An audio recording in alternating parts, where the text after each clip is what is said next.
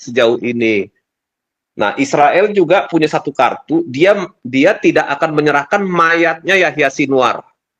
Nah, sementara mereka sangat ingin untuk mengambil kembali mayat ataupun jenazahnya Yahya Sinwar ini, tetapi ini kelihatannya digunakan Israel sebagai apa? Sebagai kartu truf ya. Kemudian juga ada beberapa tokoh-tokoh yang dianggap sangat berbahaya dan itu tidak akan mungkin dibebaskan karena melakukan misalkan merancang serangan bom bunuh diri, nah itu di tepi barat itu nggak akan dibebaskan ya.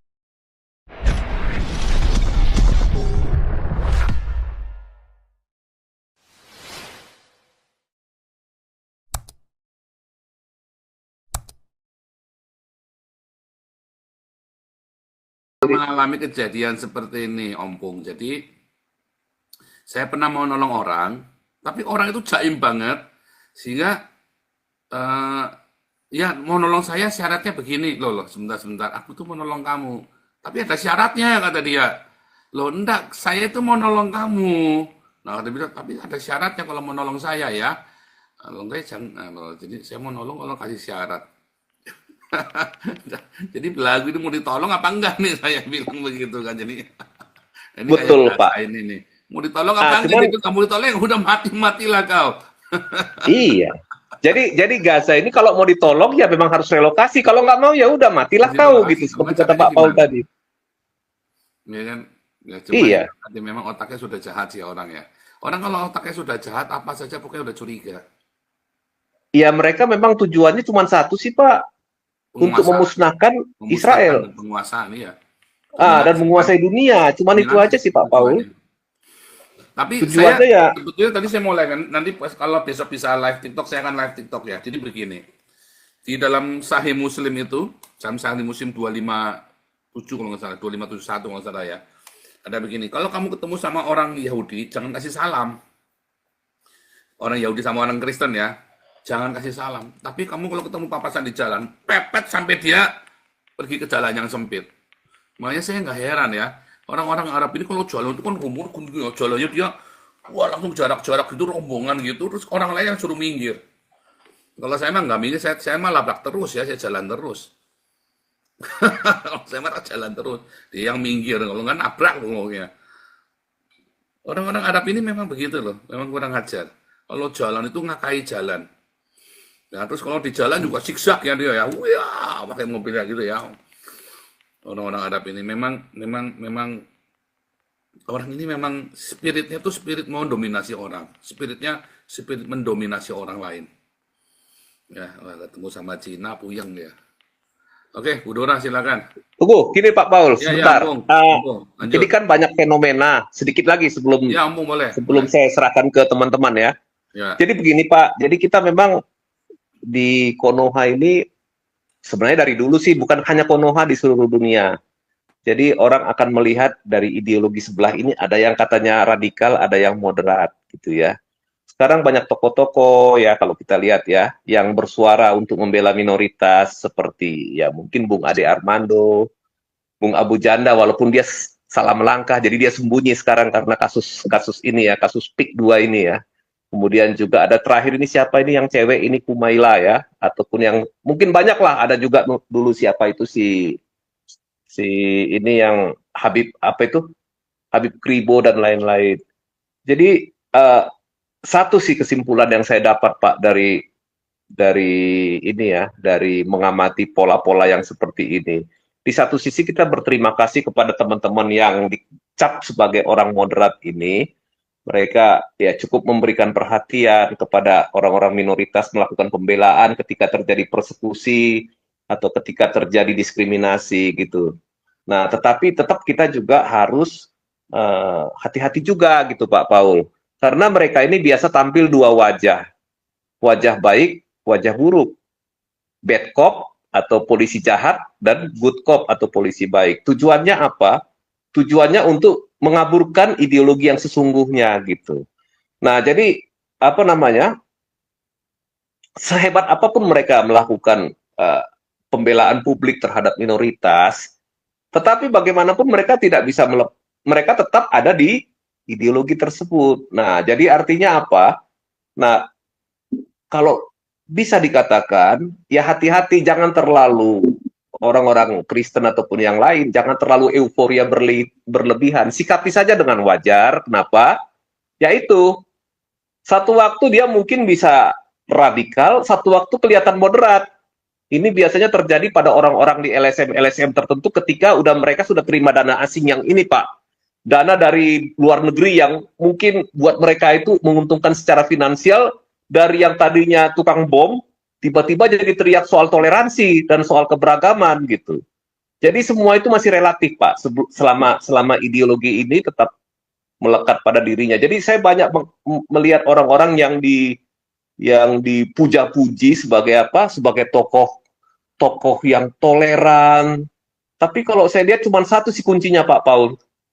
Terutama kalau yang aktif di LSM ya. Kalau tiba-tiba yang radikal jadi moderat, itu pasti ada sesuatu. Kemungkinan dia mungkin dapat funding baru atau donatur baru atau mungkin dapat proyek baru gitu. Ada juga mungkin yang sadar tapi ya mau tidak mau dia dalam posisi yang sulit, nggak bisa keluar gitu Pak Paul. Nah ini ya kalau kita tetap, ya kalau kita berpancasila ya semua orang itu ya tetap harus menjunjung keberagaman siapapun itu gitu ya. Tetapi tetap ya jangan terlalu euforia berlebihan kalau menurut saya gitu ya dalam menyikapi fenomena-fenomena seperti ini. Terima kasih Pak Paul.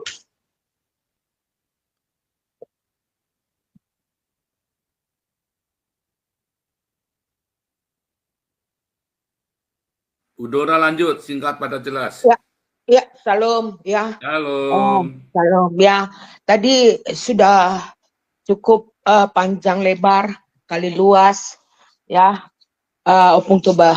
Tapi benar kata Opung Toba ya, ideologi ini biar mereka moderat atau apa itu harus kita waspadai, itu sangat benar ya. Saya juga perhatikan Opung Toba bagaimana Bu Monik dan Ibu Koni ya menjelaskan itu sebenarnya mereka untuk membagi dua negara itu dari semula Israel tidak menginginkan Gaza itu. Nah inilah ideologi yang sebelah ini ya memanipulasi keadaan, suasana, pertikaian di sana untuk ngeblame ya. Tapi nggak disadari bagaimana pemerintahannya sendiri bahkan untuk menolak para pengungsi Palestina itu dengan dalil padahal mereka berteriak-teriak ya untuk membela Palestina mati-matian. Sementara mereka mau dikirim ke Indonesia untuk membangun Palestina yang sudah hancur. Indonesia banyak argumen ya. Bahkan para profesor lebih kayak kata Opung Toba lebih pintar yang dilapor tua membahas politik daripada pakar-pakar profesor ini ya. Dan kedua ya saya ini pribadi saya saja mengurus untuk visa ini melihat bagaimana ruang lingkup situasi Indonesia, mengurus visa adik saya keluarga datang ke sini sangat susah pribadi karena harus ada. Dulu saya bahkan menolong mahasiswa untuk graduate jadi Austria. Sekarang saya harus menerima pelaporan dari polisi imigrasi dan itu undangan dikirim ke Jakarta ke kedutaan dan Jakarta harus dapat info dari kepolisian apakah adik saya terlibat teroris, terlibat radikalis ya grup-grup ini. 3 minggu jangkanya baru adik saya bisa ambil visa karena nomor registrasi visanya sudah keluar ya. Dan waktu di frame da polizei di sini dikatakan sangat piti dan saya tidak dia bilang saya mendukung Papua merdeka karena itu apa ya Timor Leste itu free visa kemana saja, free visa dua di negara Asia Singapura dengan Timor Leste. Tidak membutuhkan visa mau ke Amerika mau ke Eropa ya. Padahal Timor Leste baru lepas dari Indonesia Berkembang mereka, walaupun dibilang ada gosip, mereka mau kembali ke Indonesia. Tidak. Inilah gosip dari ideolog dogma itu. Bayangkan saja, Indonesia harus mau ke sekolah, mau ngambil S2, S-Doger, S-Teler, ribet setengah mati. Timor Leste baru kemarin merdeka, free visa. Karena sudah tercantum Indonesia menjadi negara nomor 3 penyimpan radikal dan teroris. Nah ini rakyat enggak merasa, enggak nyadar bahwa mereka sudah dicekoki oleh kebodohan oleh oligark dari grup-grup ini. Karena siapa yang menduduki di pemerintahan, para politik? Ya oligark dari grup ini yang membodohi rakyat. Rakyat pun akhirnya mau diperbodoh oleh agama ini. Makanya saya rasa Indonesia itu, saya nggak heran suatu waktu Indonesia pecah. Karena ini merugikan rakyatnya sendiri. Saya salut ya, saya dengar bagaimana Pak Prabowo. Tapi saya rasa ya, susah apalagi sekarang mereka sudah terdogma sangat masif. Itu susah. Makan gratis aja dikorupsikan. Bagaimana yang lainnya? Jadi ini Indonesia ini seperti kata Pak Andi, rakyatnya melanggar tembok dan otak tembok, itu aja Pak Paul.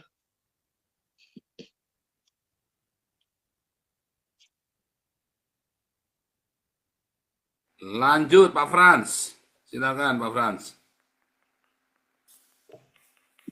Ya, terima kasih Pak Paul. Saya sebenarnya mau bertanya ke Pak Anu ini, Pak dosen ini, Pak Ompong Toba. Pak Ompong Toba masih ada? Masih lanjut. Oh iya, oke. Begini Pak, setahu saya, ini pengetahuan saya sendiri ya.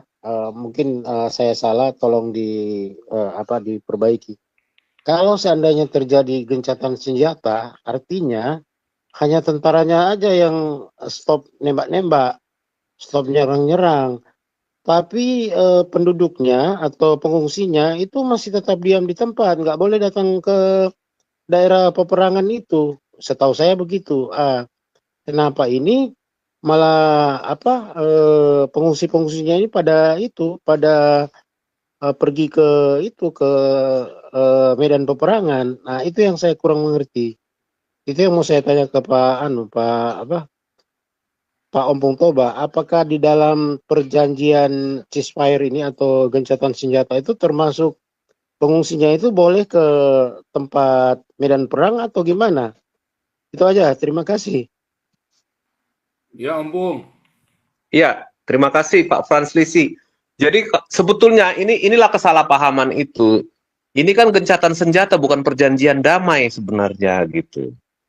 Ini kan gencatan senjata sementara, kalau istilahnya truce ya, sebetulnya truce ya, bukan ceasefire. Truce itu sementara, kalau misalkan kondisi kondusif, ini akan diperpanjang. Makanya ini kan ada tahap 1, tahap 2, tahap 3 gitu ya. Tahap 1 yang wanita-wanita dulu, dan ini tahap kedua Israel mundur dari secara bertahap. Ya, tahap ketiga ya mungkin nanti yang dikembalikan mungkin ya tahap 2 mungkin yang sudah meninggal dikembalikan juga. Tahap ketiga nanti mungkin bagaimana membicarakan tentang perbatasan, misalkan bicara Netzarim Corridor maupun Philadelphia Corridor. Kemudian juga perbatasan itu kan Israel mintanya dikasih kayak semacam, kalau masih ingat di Eropa itu perbatasan Jerman Barat, Jerman Timur itu ada sekian ratus meter itu sebagai zona zona perbatasan, zona pengamanan gitu. Sama juga dengan yang kemarin di Suriah, yang Israel ada yang namanya garis alfa, garis beta gitu. Nah, jadi ini sebenarnya terus, tetapi sulit untuk ditahan kalau misalkan penduduk Gaza yang cukup hampir 1,5 tahun ya mengungsi ya, dari Gaza Utara, terutama dari kota Gaza, Beit Lahia, Beit Hanun, terus satu lagi apa itu, ada tiga kamp pengungsi besar itu untuk kembali karena itu memang tanah dan rumahnya mereka. Cuman nggak bisa dipungkiri kembalinya pengungsi ini ke tanah ataupun ke rumahnya mereka itu akan disusupi oleh teroris Hamas ini yang ikut masuk juga. Tujuan mereka apa? Mereka bergerak ke Gaza Utara bersama dengan pengungsi itu untuk menyerang Israel, kan itu kan? Karena kan dia lebih dekat ke Tel Aviv daripada dan ke wilayah-wilayah Israel yang lain. Tapi ya memang agak sulit di ini ya dikendalikan ya karena di satu sisi Israel juga masih harus membebaskan sekitar ya 33 sandera yang diperkirakan masih hidup. Ya, katanya sih 33, tapi saya kira apa namanya? Nggak ada angka yang pasti. Kenapa sampai sekarang itu dalam setiap penyerahan sandera tiap minggu, Hamas tidak pernah memberikan daftar yang mana yang mau dibebaskan sejauh ini. Nah, Israel juga punya satu kartu, dia tidak akan menyerahkan mayatnya Yahya Sinwar. Nah, sementara mereka sangat ingin untuk mengambil kembali mayat ataupun jenazahnya Yahya Sinwar ini, tetapi ini kelihatannya digunakan Israel sebagai apa? Sebagai kartu truf ya. Kemudian juga ada beberapa tokoh-tokoh yang dianggap sangat berbahaya dan itu tidak akan mungkin dibebaskan karena melakukan misalkan merancang serangan bom bunuh diri, nah itu di tepi barat itu nggak akan dibebaskan ya. Nah jadi ini memang penuh dengan trik dan intrik dalam perundingan mengenai sandera ini. Ya sulit untuk Israel untuk menahan penduduk untuk kembali ke rumahnya. Kemarin Israel menahan udah sampai tadi siang baru mulai dibuka ya Netzarim koridor. Kenapa? Karena Hamas melanggar perjanjian, harusnya dia membebaskan beberapa sandera lagi, termasuk anak kecil itu bebas bersaudara itu. Nah, tetapi karena mereka mengingkari janji, Israel akhirnya memblok warga Gaza untuk tidak pergi ke Gaza Utara. Tetapi sore ini kelihatannya sudah dibuka. Nah, Israel melihat hari Sabtu ini, bagaimanapun Israel tidak akan merusak perjanjian gencatan senjata atau terus ini. Kenapa? Ya, bagaimanapun nyawa orang, walaupun satu orang itu lebih penting daripada nyawa teroris Hamas yang biadab gitu ya, yang melakukan serangan kepada warga negara Israel. Itu jauh lebih penting bagi Israel gitu. Dan Israel, walaupun orangnya sudah mati, dia akan kembali bawa ke wilayah negara Israel. Karena itu tidak akan meninggalkan warga negaranya satupun di luar wilayah Israel. Nah itulah memang kebiasaannya orang Yahudi ini. Jadi semua akan dimakamkan di tanah Israel gitu. Nah kalau misalkan ya kita lihat ke depan inilah ya, ini hari Sabtu ini akan sangat menentukan. Kalau Hamas ingkar janji di sini, kemungkinan terus ini akan bubar, gencatan senjata ini akan bubar.